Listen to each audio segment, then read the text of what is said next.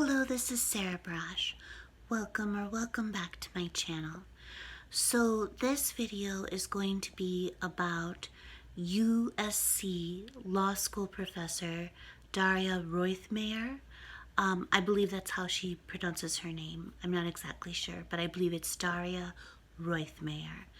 And anyway, so I realized relatively recently that she had participated in the witch hunt at Yale that almost got me killed, and that in particular she had done this on Twitter, and she had tweeted out several tweets about how I'm evil, I'm an evil racist because of the living or not being while black hate crime hoax at Yale, and that I should be expelled from Yale, I should be disbarred, I should be prosecuted, my life should be irrevocably destroyed, I should be driven to suicide.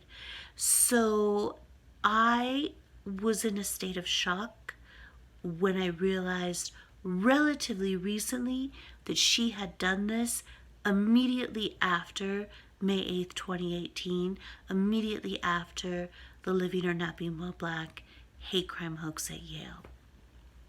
So why was I so shocked that she had done this? Because she knew me. Daria Roithmayr, USC Law School professor, 100% knew me. She knew I was an innocent anti-racism Yale grad student. She knew I was a civil rights attorney. She knew I was not racist at all, that I had never done anything racist in my entire life, that I didn't do anything racist during the Living or Not Being While Black hate crime hoax at Yale. Daria Roithmayr, USC Law School professor, 100% knew all of these facts. How do I know that she knew this? Because I was corresponding with her over email while I was at Yale graduate school. But I worked a lot in the law school with the faculty of the law school. I took Yale Law School courses, and during spring 2018, and she was visiting. Daria Roithmayr was a visiting professor at Yale Law School in spring 2018, and I was corresponding with her over email, and I have that email correspondence, and I will post it publicly. And so I met Daria Roithmayr through David Rand. David Rand, I don't believe he's actually at Yale anymore. I think he's either at MIT or Harvard, but he was also a social psychologist like my advisor Tom Tyler, but he worked in the law school.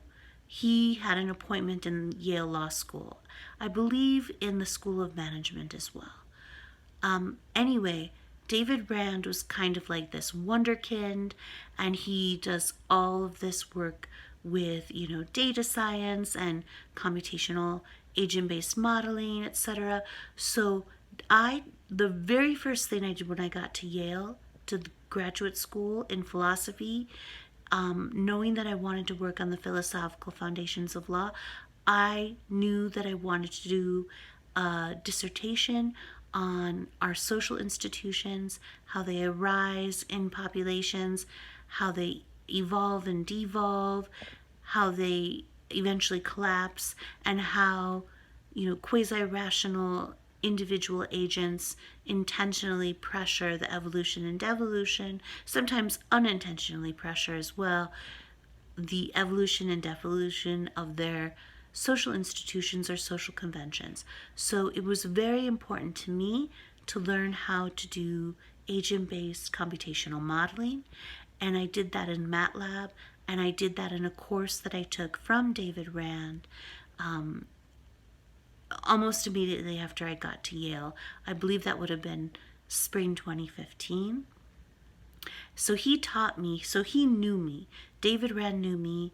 He taught me agent-based computational modeling in MATLAB, and he also was working to help me get into the dual PhD program in philosophy and psychology. Okay, so David Rand knew me. He knew me very well.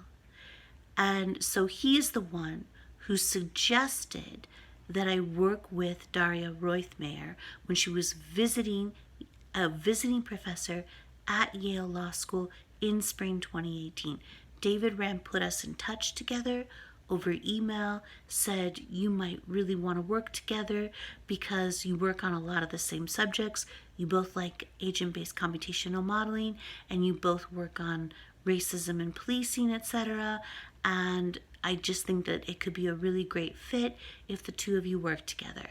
So I began corresponding with Daria Roithmayr over email and talking to her about what my interests were. She sent me papers of hers. We were very seriously discussing, corresponding over email, the possibility of the two of us working together, her becoming one of the readers of my dissertation, her becoming one of my advisors.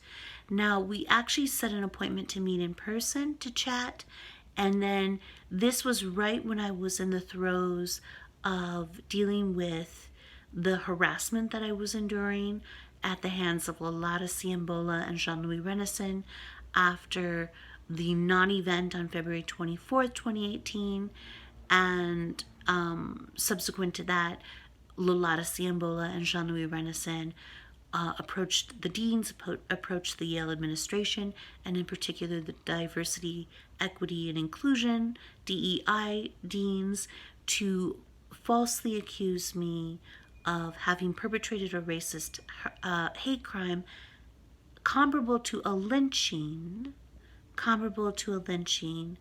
on February 24th, 2018. So I was dealing with all this. I was meeting with Provost Stephanie Spangler, the university wide Title IX coordinator, Associate Provost Cynthia Smith. I had been dealing with the Yale Campus Police. I had been dealing with Yale General Counsel. So I was trying desperately to get the abuse and harassment to stop, and I was really dealing with a lot. I had a lot on my plate. So I actually sent an email to Daria Roithmayr saying that something had come up and that I needed to deal with, and I'm so sorry, but I'll have to postpone our meeting and I'll get back to you. And then pretty much right away after that was the actual hate crime hoax that took place at Yale. And then immediately after that, Daria Roithmayr was attempting to drive me to suicide on Twitter, calling for my life to be destroyed, subjecting me to trial by Twitter without due process, calling for me to be expelled, disbarred, prosecuted, just to have my livelihood and reputation decimated. So she did this immediately after May 8th, 2018, while she was still at Yale as a visiting professor that semester, and I was shocked when I realized that she had done this. I only realized that she had done that relatively recently, and I was in complete shock. And the reason why I really wanted to focus on this particular person who had done this is because I have proof. I have definitive proof in the form of my email correspondence with her that she 100% knew who I was, and she 100% knew that I was an innocent, anti-racism Yale grad student who worked at the Justice Collaboratory in the Yale Law School with my advisor Tom Tyler, the father of procedural justice. She knew I worked on implicit bias. She knew I worked on police brutality. She knew I worked on the philosophical foundations of law. She knew that I saw my dissertation as a human and civil rights project, and a racial and social justice project. So she knew all of this. And none of this stopped her. None of this stopped her from disparaging me, smearing me, defaming me on Twitter, trying to drive me to suicide on Twitter for moral outrage industry, money and fame and gain. And why I really wanted to spend a few minutes discussing this particular person and this particular case is because I have been saying from the beginning that virtually everyone, especially in academia, especially in law schools, especially in psychology departments, especially in philosophy departments, everyone, the ACLU, New York Times, CNN, MSNBC, NBC News, everyone, Washington Post, LA Times, everyone knew I was innocent. And in this particular case, it is just so completely obvious and just completely evident from my email correspondence with USC law professor Daria Roithmayr. She 100% knew who I was. She 100% knew I was innocent. And I want people to realize too that it's actually, especially in fields like philosophy, psychology, in law schools, it's incredibly incestuous, space, academic space, especially online. It's just a very insular, intimate space. Everyone knows everyone. Everyone knows anyone. Everyone. Especially if you're like me and one of your advisors is Jason Stanley, one of your advisors is Scott Shapiro, and I had organized a bunch of explicitly anti-racist conferences with Jason Stanley and invited, professors from all over the US and all over the world to participate. So I was very well known. Everyone knew that I was 100% innocent, and Daria Roithmayr absolutely knew this, and I have evidence of this. I have our email correspondence, which I will post on my blog for everyone to see, and she should resign from USC Law School in abject shame for what she did to me. She participated in the witch hunt at Yale 100% fully knowing that I'm completely innocent, and she almost got me killed. And my life has been destroyed. My human and civil rights careers have been destroyed. I can't get a job at a gas station to live, to support myself, to feed myself, to house myself.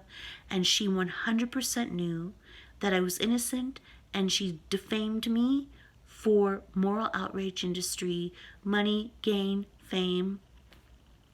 And she has a book that was published, I want to say off the top of my head, in 2014 about racism and policing.